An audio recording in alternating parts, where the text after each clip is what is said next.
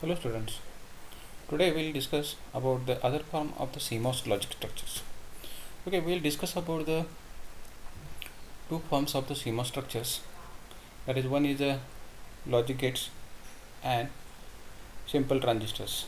Switch logic and gate logic we have discussed about this. Then there are also other types of the transistors that will give more flexibility to the use of different ways. It will give various alternatives as that of inverter based CMOS logic structures. Okay, so there are different other logic structures that will give alternative for the inverter structure. We have discussed about the inverter structure, that is 2 input NAND gate, 2 input NOR gate. So we have discussed that they are the inverter based logic structures, and here we have discussed another forms, that is one is a pseudo NMOS logic.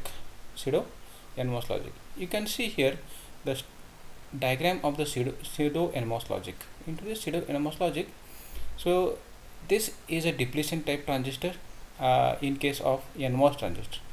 Okay, so that depletion mode transistor is replaced by p type transistor, and gate of this transistor is connected to VSS. Okay, so and this is the pull-up structure for this arrangement, and this will be the pull-down structure. So pull-down structure again are the n-type transistors. So this arrangement, it is a look like NMOS structure, but it is not actually. All the n-type transistors are not there. There is also a p-type transistor, and this hence this is called as a pseudo NMOS structure. And this arrangement is shown for there are three inputs are in series, transistors are in series, and this structure it is like a this structure it is for NMOS NAND gate it is. Okay, so 3 input NAND gate it is shown here. Okay, so in this pull-up transistor is a p-type transistor, and pull-down transistors are all the 3 type n-type transistors are there. So it will work as the same as that of our NMOS transistor. Pull-up structure is there and pull-down structure is there. Okay, you can form the pull-up structure here. It will be simple, or it is same for all the structures if you want to form NAND gates, or if you want to form NOR gates. If NOR gates you want to form, then the arrangement will be parallel n-type transistors will be there. Okay, now here we have to adjust length as to width ratio, or Z pull up to Z pull down ratio we have to arrange. Z pull up to Z pull down ratio we have to arrange, and so the Z pull up to Z pull down ratio we have to manage in the same way as that of previous case we have discussed. Okay, but we have to take care about the Z pull up to Z pull down ratio. So in order to determine Z pull up to Z pull down ratio, let us consider one example, that is simple inverter.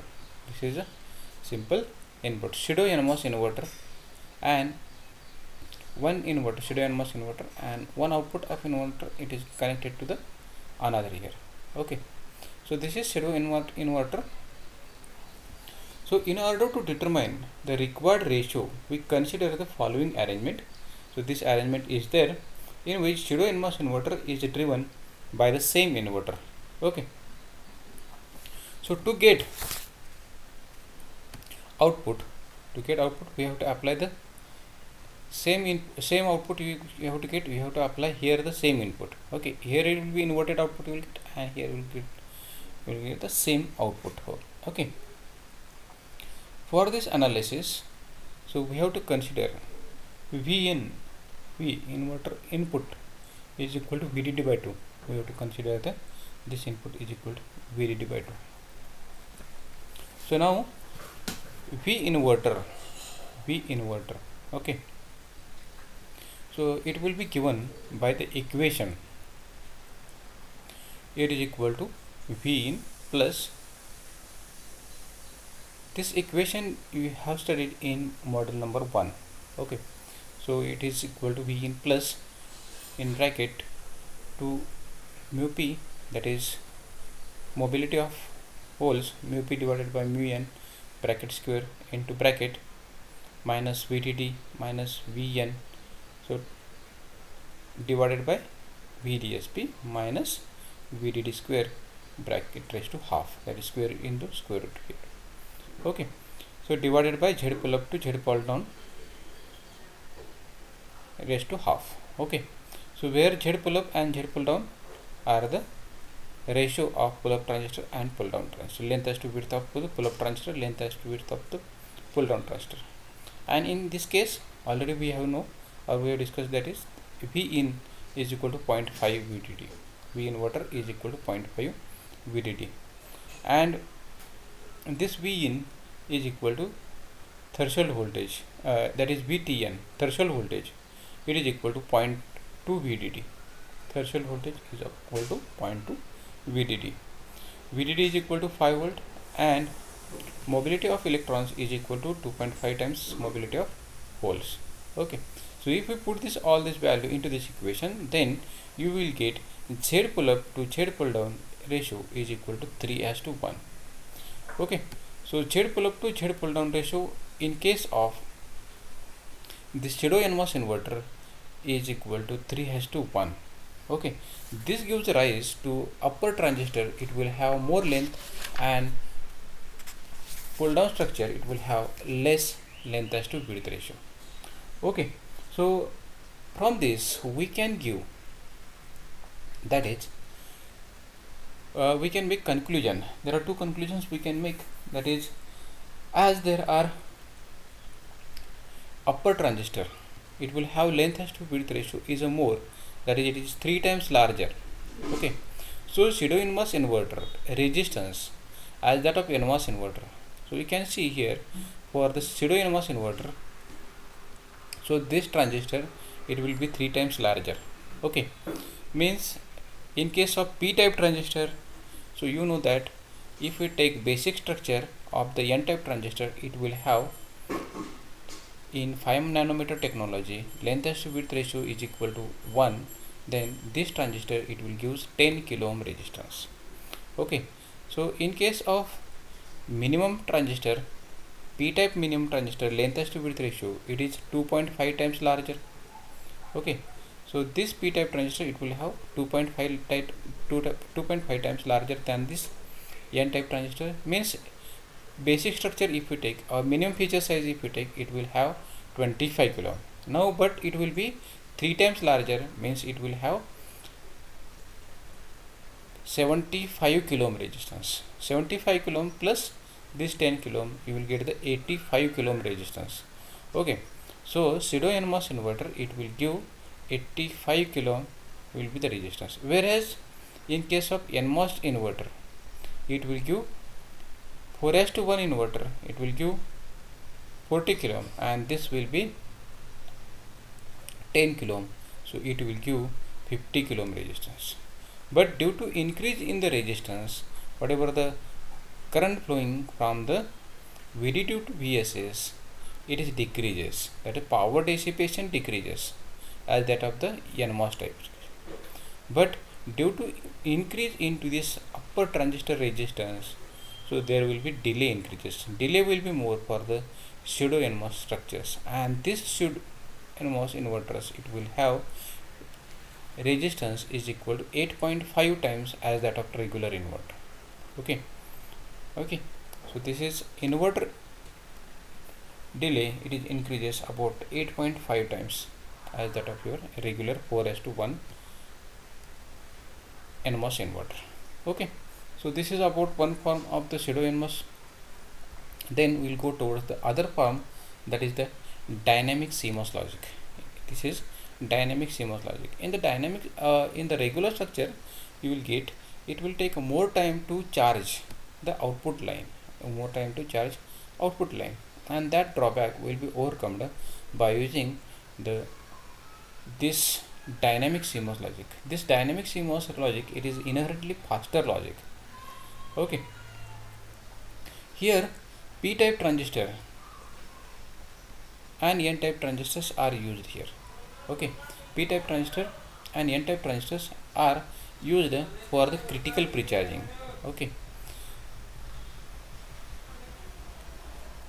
they are used for critical precharging, so that output capacitance is charged output capacitance is charged during the off period of the clock cycle.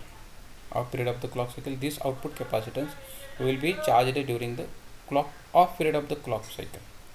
At the same time, input is applied to this n block, and this n block is also evaluated. This n block is also evaluated during the off period of the clock cycle. So this is evaluated, and this is already pre-charged, okay, and when this is evaluated during when clock pulse is applied at that time, then this whatever the value is passed to the output line, okay. So hence, so it will take less time to pass this whatever the logic is there, okay. So there is a one problem, okay. What is the problem? There are, note that charge sharing problem is there, and this charge sharing problem is in logic state will be evaluated at that time only, okay, during the on state of the clock cycle. During the on state of the clock cycle, the charge sharing problem, charge will be shared, otherwise the charge will not share, and hence charge will not share quickly here, okay. And this is only single phase structure, only single stage structures are there, and that it is not able to cascade the structures, okay. So to overcome this is another arrangement, okay. So this basic structure is modified to overcome the drawback, that is charge sharing problem will be there, okay. So when this is charged, output load it is charged, but while evaluating this may discharge, okay. So the charge sharing problem will be evaluated by using addition of the transmission gate, okay. So this output line is already pre-charged during the off cycle of the clock cycle, that is the clock cycle 512. This is clock cycle 512, and this is clock cycle 523, okay. So during this period, the n block, when the clock signal is off, that is this is applied, inputs are applied, and this will be evaluated. At the same time, the load line is pre-charged. Now in the evaluation time, we have to apply the pulses to this transmission gate, so that whatever the value that will be transmitted to the load line, and hence so charge sharing problem will be decreased here, okay. This is the form of the another dynamic logic structure, okay. So next structure we will discuss, that is the clocked CMOS logic structure. Clocked CMOS logic structure, or this is also called as a C-square MOS logic. It is called as a C-square MOS logic structure. Into this we can see this is the arrangement for the NOR gate. This is NOR gate. This is a NOR gate arrangement. If this is not there, it is a simple NOR gate structure, CMOS NOR gate structure, okay. But what is done here? So here extra one p type transistor and n type transistor are added, so that charge will be shared, or this block, whatever this block and this block, either this is an NOR gate and this is evaluated during the clock cycle will be high. For that case, one p type transistor is added in series with the p block, and complementary block, that is n block, is there. Into this n block, one n type transistor is added in series with this, okay. Simple that when we are going to evaluate during the off period of the clock cycle, inputs are applied, the blocks are evaluated, and then these blocks are be passed to the load when the clock cycle will be applied. These two transistors will be on, and then it will be given to the load, okay. And hence this will be evaluated during the high period, and during the off period this will be blocks are evaluated, and this will be charge will be transferred, these blocks will be given, output of these blocks will be given during the clock will be high, Okay, but drawback of this is that one p-type transistor and one n-type transistor is in series with the n block and p block, and hence unnecessarily it will increase the resistance in this series will be there. Okay, and it will increase the delay. So as there is extra transistors in series, there is a slower rise time and fast fall time. Okay, that is the drawback of the CMOS C-square MOS logic.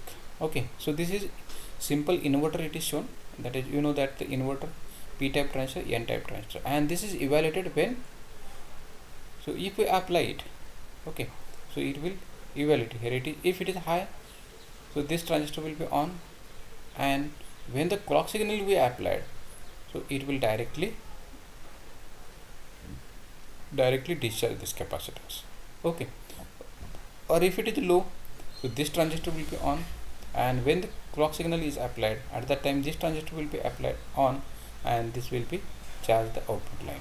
Okay, so this is simple C-square MOS logic inverter. Okay, so this is one form of the CMOS logic structure. Another form, it is the clocked CMOS structure. Okay, or it is called as a clocked domino logic. It is called as a domino logic structure. It is called as a okay, sorry, here this heading is different. It is a CMOS domino logic structure. It is a CMOS domino logic structure.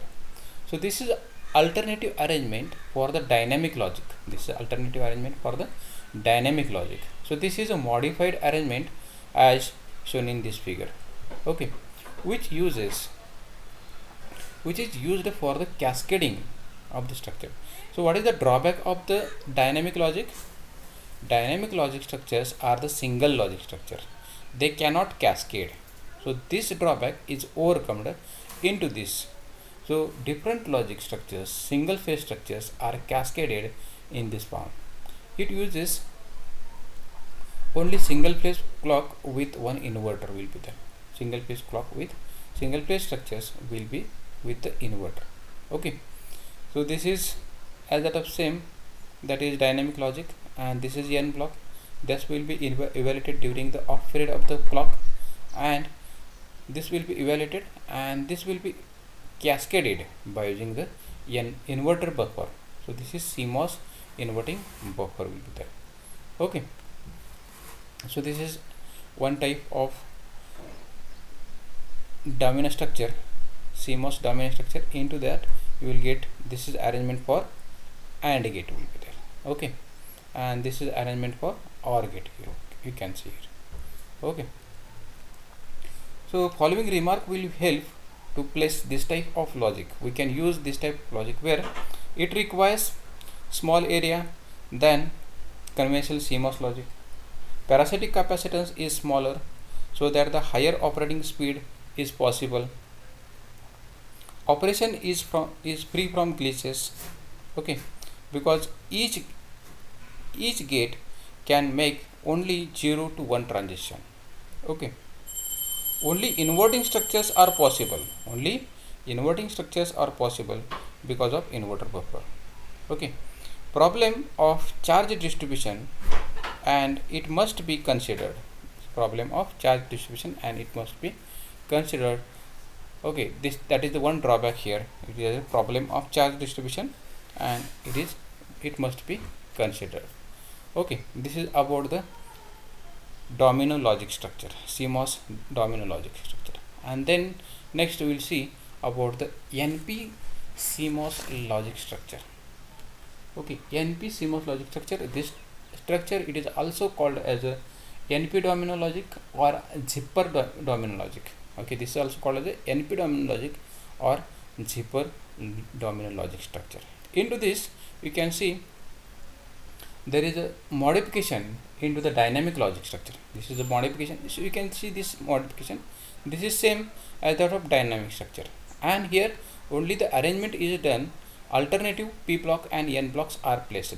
Alternative P blocks and N blocks are placed, and they are evaluated alternately. Okay, precharging is done in same, that is when the clock signals are off, when the clock signals are not active during the off period of the clock signals, these blocks are precharged, this load are precharged. Okay, load is precharged. And during evaluation period, during evaluation period,